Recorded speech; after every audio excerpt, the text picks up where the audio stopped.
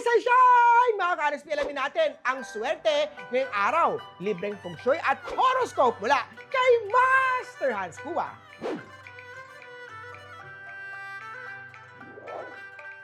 Para sa mga pinanganak ng Year of the Rat, may pagkaklingi ang partner mo ngayong araw. Baka hindi lang selos ito, baka may kutob siya. Kung may tinatago ka, expect a confrontation. Pero huwag madaliin ang sagot at piliin maging kalmado habang nililinaw ang sitwasyon. Red at 1. Kay Ox naman tayo, may awkward na confrontation din sa trabaho.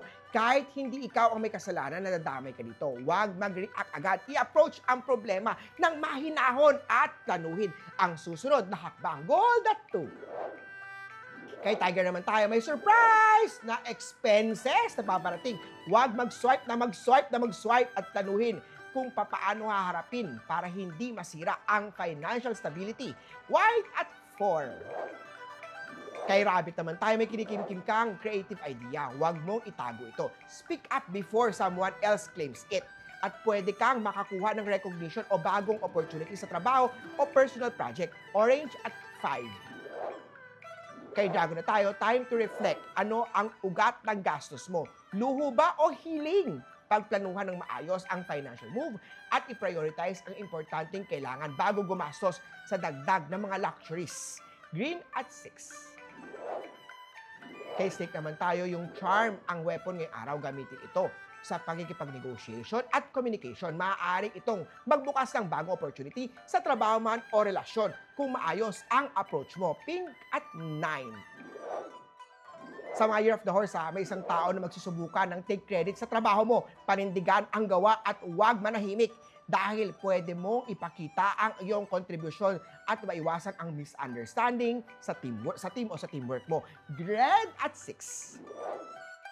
Kay Gold naman tayo, may opportunity sa bagong business venture. Huwag isantabi ang mga kakaibang idea. Subukan itong planuhin ng maayos para sa mas palakas ang success rate sa future mo. Green at 3.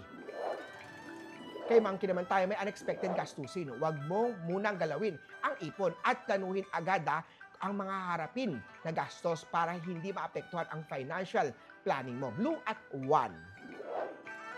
Kay Rooster naman tayo, best day para bantayan ang mga small investment o mga online sales mo. Gamitin ang pagkakataon para mapalago ang pera at i-check ang potential risk bago pumasok sa anumang financial move. Gold at 3. Kay Dog naman, isang project na maghihit ng delay. Better to fix now than rush and fail. Kaya mas mainam na planuhin at ayusin ang mga steps bago magpatuloy para hindi masayang ang effort mo. White at 2. Kay Pig naman tayo, good timing para magbayad ng overdue mga debts or bills mo. I-prioritize ang financial obligation upang maiwasan ang stress at masimulan ang bagong taon ng maayos ang pera. Pink at 4. Huli po, ito po'y gabay mula kay Master Hans. Nasa iyong mga kamay nasa lalay ang inyong tagumpay. Think positive at manifest natin ang success. Mga ka-RSP,